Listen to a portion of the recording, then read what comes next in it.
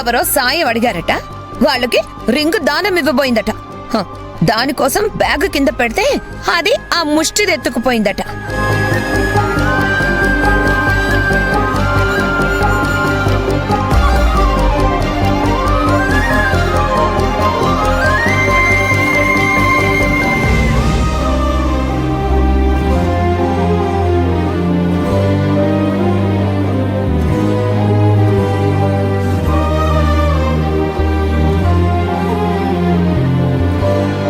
హే నీలవేణి, నువ్వు వాకిలు ఊడ్చుకుంటూ ముగ్గులు పెట్టుకుంటూ కూర్చుంటే మాకు బెడ్ కాఫీ ఎవరిస్తారు? చేసుకోవడం చేతనైతే వెళ్ళి చేసుకోండి, లేకపోతే కుకటేష్ అన్నని అడగండి. అంతేకాని నన్నడిగితే ఏం లాభం?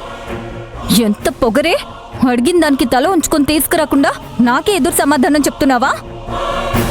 నేను మీ కింద పనిచేసే పని మనిషిని కాదు, మీరు అడిగిందల్లా చేయడానికి, అడిగినప్పుడల్లా తల ఆడించడానికి.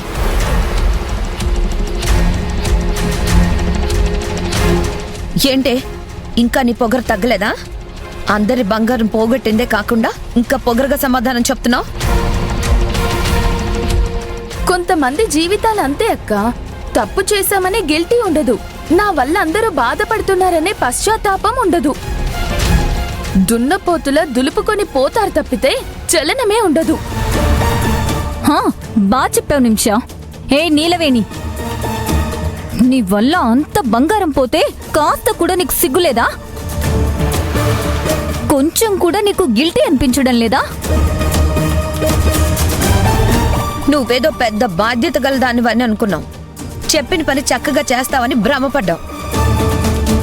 నిన్ను నమ్మి నీ చేతిలో అంత బంగారం పెడితే అది కాస్త దొంగల పాలు చేశావు. అసలు ఇంత చేతగాని దానివైనా నిన్నెలా నమ్మామో మాకు అర్థం కావడం లేదు. చేతగాని దాన్ని అని ఒప్పుకోకుండా మళ్ళీ చెంగు చెంగుమని మనకే సమాధానం చెప్తుంది. చూడు నిలవని, నువ్వు ఎప్పటికీ మా దృష్టిలో పని మనిషివే. ఇప్పుడు ఈ పని చేసి మా దృష్టిలో నువ్వు ఇంకా విలువ కోల్పోయావు. మళ్ళీ ఆ పోగొట్టిన నగలు తీసుకొచ్చే వరకు కనీసం నిన్ను పురుగులో చూడ్డానికి కూడా ఇష్టపడవు. అయితే ఇంకంతే సంగతులు. ఇదా బంగారం తెచ్చేది లేదు, చచ్చేది లేదు.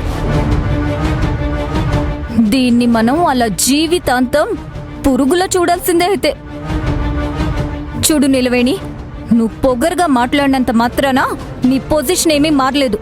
పోయి మా కాఫీ తీసుకునిరా.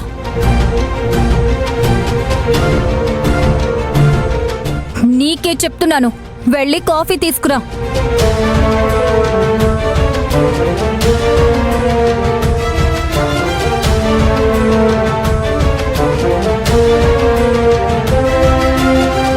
పోవే.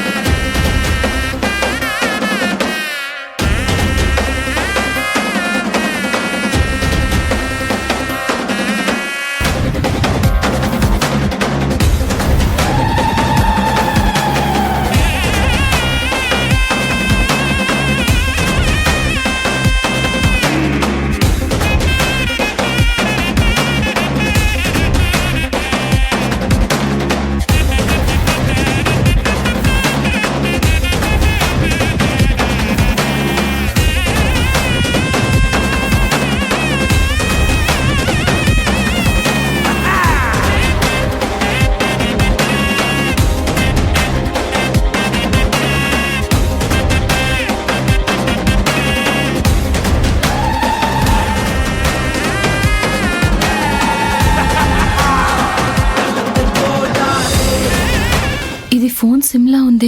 వర్షానికి తడిసి ఎండకెండి పాడైన సిమ్లా లేదు, కొత్తగానే ఉంది. ఇది ఎవరిదై ఉంటుంది? దొరికిపోవడానికి వాళ్ళకి దారి దొరకాలి కదరా. మనల్ని పట్టుకోవడానికి ఉండే దారులు మూసేస్తే చాలు. ఇంట్లో కూడా ఎవరూ నెంబర్ మార్చలేదు. అలాంటప్పుడు ఈ సిమ్ ఇక్కడికెందుకు వచ్చింది? ఇంట్లో ఎవరికైనా రెండో నెంబర్ ఉందా లేదా మరి ఇది ఎవరిదై ఉంటుంది?